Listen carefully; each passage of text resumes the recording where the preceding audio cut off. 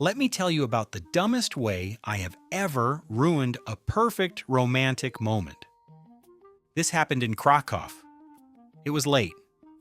The apartment was finally quiet, the kids were asleep, and the dishes were done. It had that rare, magical feeling where you think, wow, maybe tonight we actually get to be a married couple and not just two exhausted adults trying to survive the week. My wife had already gone into the bedroom.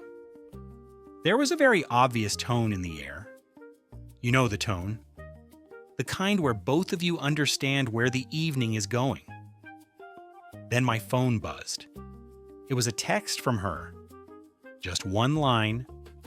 Bring a bucket and a mop. Now, if you are smarter than me, you already know what she meant. I did not. My brain did not go in a romantic direction at all. My brain went straight to emergency mode. I read that text and thought, oh no, one of the kids got sick, somebody threw up, this is bad. And once I believed that, every part of it made sense. Why did she text me instead of calling me? Because it was urgent. Why a bucket and a mop? Because this was clearly not a small mess. So now I am fully committed. No romance, just crisis management. I run into the kitchen and start grabbing supplies like the apartment is in full emergency mode. I get the mop. Then I realize the bucket is not where it should be. Now I'm opening cupboards like a maniac. The mop gets stuck on a chair. I bang my knee on the table.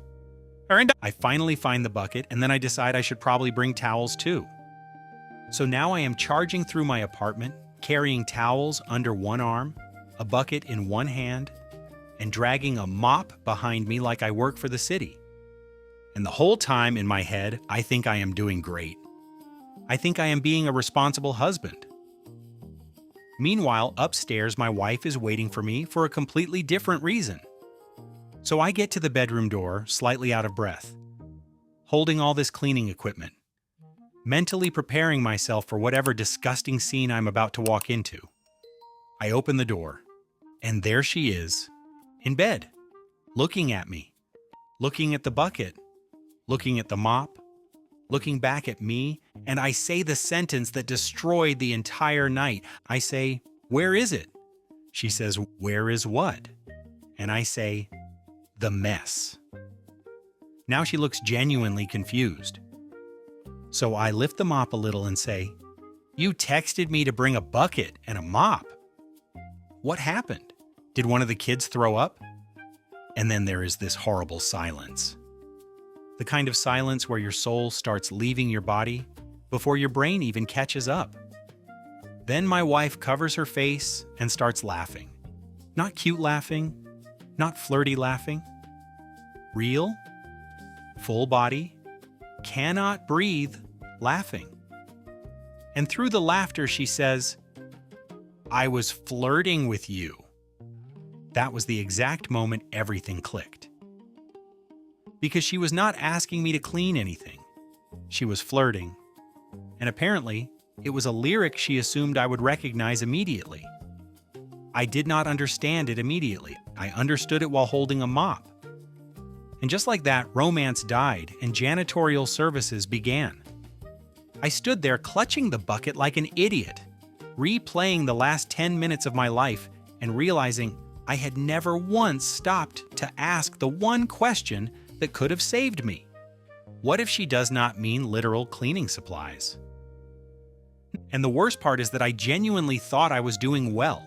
I thought I was helping. Instead, future me now has to live with the memory of turning a seductive text into a sanitation project. To this day, my wife still brings it up whenever I act too confident about anything. If I say I understand the assignment, she just looks at me and goes, "Do you? Should I get the mop?" Because she handed me one of the easiest wins of my adult life, and I showed up to the bedroom like emergency maintenance. So if you ever get a weirdly specific text in a romantic context, maybe pause for 5 seconds before you start gathering cleaning supplies. Because sometimes your wife is flirting with you, and sometimes you are just too stupid to notice.